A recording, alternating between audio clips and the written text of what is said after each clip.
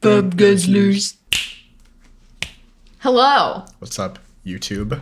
Again, we're back. We're back. I guess you didn't see that coming. We're going to be looking at astrology. Is it legit? I certainly don't think so, but it's also kind of cool. I think horoscopes are bullshit. However, I think somebody's chart can tell you a lot about their personality, and it can tell you a lot about some traits you might recognize and not know how to label. I certainly think it's interesting that a lot of people's charts line up with how they are as a person. Especially when I met Sam, she told me all about like your rising and your moon. Are those the same thing? No. Okay, cool. And what they mean, I guess. And I thought that was fascinating. You know, I'm a Capricorn. She told me a little bit about what that meant. I thought it was cool in the moment. So your astrological chart is basically just telling you where the stars were when you were born. Mm-hmm. Okay, so first I'm going to talk about your chart, and you can tell me what you think is or is not true. All right, for sure. Your sun is Capricorn. Mm-hmm. Your sun is kind of your basic personality, your identity. And so Capricorn is known for being a very ambitious sign. When I think of Capricorns, I think of people who are very determined, very goal-oriented. And with that comes a stubbornness. Capricorns can also be a little bit pessimistic, but they're very admirable for their self-discipline and how responsible they are. Oh, yeah. Responsibility. Fiscal responsibility. And that actually, coincidentally, your sun is in the second house. Capricorn's in your second house. There's houses. There's houses now? Yeah. Okay, I didn't know this. I don't know as much about the houses as I Are there condos? wish I did. It's in your second condo. Forgive me if I'm not using all the proper language. My understanding of the second house, it's the house of needs, but like material needs. I would imagine what drives you is the idea of reaching a certain level of wealth. Yeah, I mean, definitely my, I guess, origin story with my current ambitions is reaching success, but in a less materialistic way. It seems like the society is just money chasing. And it's easy to get wrapped up in that. But everyone says, you know, if you have money, nothing really changes. Right. So it's kind of hard to remind yourself to not only chase that and look within more. It's definitely a battle living in New York. But I think it's very normal to be driven by the idea of success and wealth. So moving on, your moon is Libra. So your moon is habits, your instincts, your moods. A lot of people think of it as how you are on your own, by yourself. Yeah, that's how you've always explained it to me. Yeah. And so Libra is represented by the scales, very much about balance and harmony, which can make them indecisive, but also makes them very pleasant people to be around. There's definitely that sense of diplomacy. It's looking at both sides and trying to kind of mediate. It can make me very indecisive, or I am unable to compromise with what I need. We'll get to that. If I'm in a group and everyone wants to do X and I don't want to do X, I will never do that. I will just not. I will refuse. And if I do it, I won't be happy about it, and I won't even be able to hide the fact that I'm not happy about it. That's more your Capricorn than For anything. sure. So each of the signs also has an element that goes with it. So Capricorn is an earth sign. So earth signs are very grounded and therefore also stubborn. Libra's an air sign. Air signs are all about individuality. And I think that lives in you very much as well. Yeah, You're for very sure. proud of your individuality. You have more air signs in your chart than anything else, which is pretty cool. That's how I know I'd be an airbender. Sure. Is this just Avatar, but like, Yeah, that's what astrology is. cool. Also, your moon is in your 11th house. Okay, I still don't know what a house is. How many of them are there? Because I guess 12. now there's 11. There's 12 12. houses. So there's kind of like Oh, a because wheel. is it because there's 12 months in a year? 12 signs. Major CIA operation right there. Where your rising is, that's what starts your first house. And then from there, it's like a chart. It's like a wheel. Okay. So the 11th house is kind of the house of like friendships, they say, but it's kind of like where you fit in society. It's my obvious desire to be different than everybody. It's you like embracing what makes you unique. That's what your role is in society, essentially. Well, I think you have a very big picture view of society. Society. But like, right? Kinda. I guess. I don't know. The next one is your rising sign, which is Scorpio. Your rising sign is how other people view you. It's kind of like your natural like instincts, how you come across with first impressions, things like that. Knowing your rising sign and understanding it can help you figure out how you'll be most successful. Yours is Scorpio. Scorpio is a water sign, therefore kind of emotional. At their best, fiercely loyal, very passionate and hardworking. At their worst, they can be possessive, too intense, take things a little too seriously. And your rising sign's always in your first house, which is the house of identity. Very central to who you are is passion and drive, because it happens in both your sun and your rising sign. You're a very determined, hardworking person, which I think is 100% true for you. I would like to classify myself as those things, so if they appear true, then that's pretty cool. Yeah, not to throw too much at you, but there's also a thing called qualities. So each sign has an element, you know, earth, air, fire, water. I just played the Avatar Last Airbender intro, the whole thing in my head right there. I'm really glad. Also, she hasn't seen it. We need to get her to see it. Share this video /like, also subscribe if you want us to literally stream us watching Airbender. We'll see. So there's this thing called qualities. There's a cardinal, a fixed, and a mutable sign for each of the 4 elements. Cardinal signs start each season, winter, spring, summer, fall. They're the first sign of their kind, so they're leaders, trendsetters. They're the ones who kind of get the project started. They're the ones with the ideas. Fixed signs are very much the ones who pick up the idea and then make the plan. Mutable signs come at the end of every season, so they consider mutable signs to be kind of the wise ones who have learned the mistakes of those before them. When the project has been thought of and then worked on by fixed signs, the mutable signs then go in and perfect them. They're also very adaptable. They kind of prepare everyone for the next season.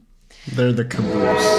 They're the caboose, exactly. Your rising sign in Scorpio, Scorpio is a fixed sign. So very core to your identity is being the one who kind of carries the project. You have the capabilities of being the idea guy because your sun is Capricorn, which is a cardinal sign. So you can be kind of the idea guy, affects everything else. I've got no caboose in me. Not in your main 3. That doesn't mean you don't have it at all. I'm only a choo-choo and a passenger. If you don't understand that, I'm passenger. sorry. It's fine. You need to brush up on your train knowledge. All right, so those are your main 3 signs. Those are like the 3 everyone kind of talks about. Your Mercury, Venus, and Mars are all in Aquarius, and they're all in the 3rd house. So they all have to do with innovation, uniqueness, communication, intellect. So it makes sense that those are things that you value very highly. Are you saying you're intellectual? Yes, this is my way of saying I'm really smart.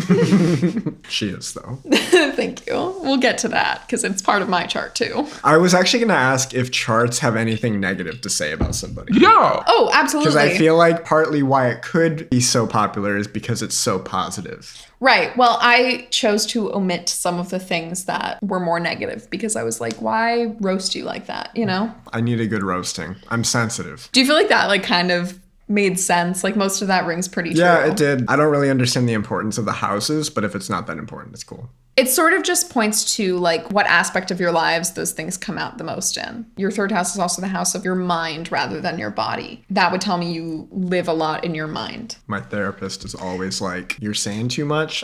How are you feeling in your body? And I'm like, I hate feeling my body. Can I tell you about my chart? I don't know, I guess. So my sun is Pisces. Do you have a son? Yes, I do. He's 12. I don't have a sun. I have a sun sign. And it's Pisces. And Pisces is very intuitive, sensitive. They're very empathetic people. And that's in my 9th house. The 9th house is the house of philosophy, spirituality, exploration, things like that. It points to a need to understand things, to connect. That kind of points to like my pride and my intellect. I think that rings pretty true. And then my moon is in Sagittarius. Sagittariuses are hard to pin down. They usually love traveling. They can be a little impatient. However, I love to travel. Tell me about yourself. I love to travel. They get bored very easily, so they're kind of always moving on to the next thing, which I think is very true for me in my inner life because I think I'm always looking for like a new hobby and always wanting to try new things. Yeah, definitely you. And that's in my 6th house, which is the house of health. And I have a house of health? Do I even get one of those? Yeah, no, everyone has all 12 houses. Okay, it's just one of your main signs isn't in it. I looked up what it means. I have a curiosity about my health to the point where if anything is even slightly wrong, I like investigate it very thoroughly, and it makes me a hypochondriac a little bit, which is absolutely true. You definitely get very fixated. And it also points to like a need to feel healthy, and in that same vein, feel like useful and put together. And my rising sign is Gemini. Which one's the one that I hear people talk major shit about? Probably Gemini. Yeah, like, okay, I was out with some work friends several months ago, and they were all talking about astrology, and they were like, oh, Gemini are so two-faced. I hate them. Gemini is represented by the twins. So people assume that to mean two-faced. I don't think that that is true. I think Geminis are very multifaceted. A lot of Geminis that I know have two sides of themselves, not in that they're two-faced, but that they have a very social side and a very introverted side. I can be so outgoing and social, and I can also be painfully shy. I'm like super afraid of authority. That's very true. When I'm around someone who intimidates me, I like hardly talk. Yeah, you're the most unique extrovert I've ever met. Yeah, it's like really so one extreme or the other. Comfortable around people and so good at engaging and connecting with people. But I've also seen you quieter than I am. Yeah. And I consider myself to be very introverted. A lot of people guess I'm an extrovert because I'm really working a muscle. I've exercised, you know. Geminis are like the most social sign, very outgoing, very curious. What can I learn about people and what can I understand about people? And it's my first house, which is strengths, weaknesses, identity. I think that's very true for me. I can be a little bit nosy, but it's always just from wanting to understand people. Oh, yeah. My little nose. So to wrap it up, I was looking at patterns in our signs, and you have a lot of Aquarius, which is innovation, individuality, and you have a lot of things in your third house, which is communication and intellect. I think all of those are kind of keywords for you. That's cool. For sure. And then for me, almost all of my chart is mutable signs. I think I very much adapt to the room I walk into and other people. Oh, yeah. And then a lot of Pisces, which is intuitive and sensitive. I think those are also some pretty key words for me. Maybe not everything is entirely accurate, but I think it can be really helpful to see behaviors in yourself and be like, oh, that's what that is. Kind of gives you a way to work on things going forward if you can identify what they are. Why do you think it seems to be so accurate? How much of it is just like the illusion of it seeming accurate and it literally being accurate? You know, sometimes I wonder how much of it is just kind of a self-fulfilling prophecy, how much of it is generic enough that when you read it, it can kind of apply to anyone. But I feel like had I read your chart for myself or read my chart for you, it wouldn't have really made sense. Yeah, well, that's kind of what I mean is it seems like specific enough where it's not applicable to everybody. But yeah. Also broad enough that it seems like it could be bullshit. Yeah. It's hard to tell, you know? I don't know. It is. There's definitely something bigger than us, and maybe it's encapsulated within this human form of the interpretation. I don't know what it is, though. And it's cool. Thank you. That was awesome. You're welcome. Thanks for letting me do that. Yeah. Thank you for watching. Yeah. Stay tuned for more. I think we're going to have a video with my sister Bridget about the Myers-Briggs personality chart. So stay tuned. Make sure you drop us a like, drop us a comment, smash that subscribe so you can check out our next video. You can gently touch it too. Also acceptable. It doesn't change it much. We're about to hit that 30 subscriber special. Oh my god. This is our 25 subscriber special. You guys, it's getting wild out here. Yeah, honestly, so we blew up, dude. Keep the subs coming. We blew up, dude. Do you see these dollars? We're just like swimming in dollars right now. We're swimming in that YT cash flow. You know? Yeah, so keep it coming. Honestly, let's get that plaque, that YouTube plaque for our wall. It's so bare. We're leaving it empty for when we get that YouTube plaque. Help us. We will see you next time. I'm sorry we weren't drinking Bubs. We had Bub on the rocks. We did. Cheers. Cheers. See you guys. See ya.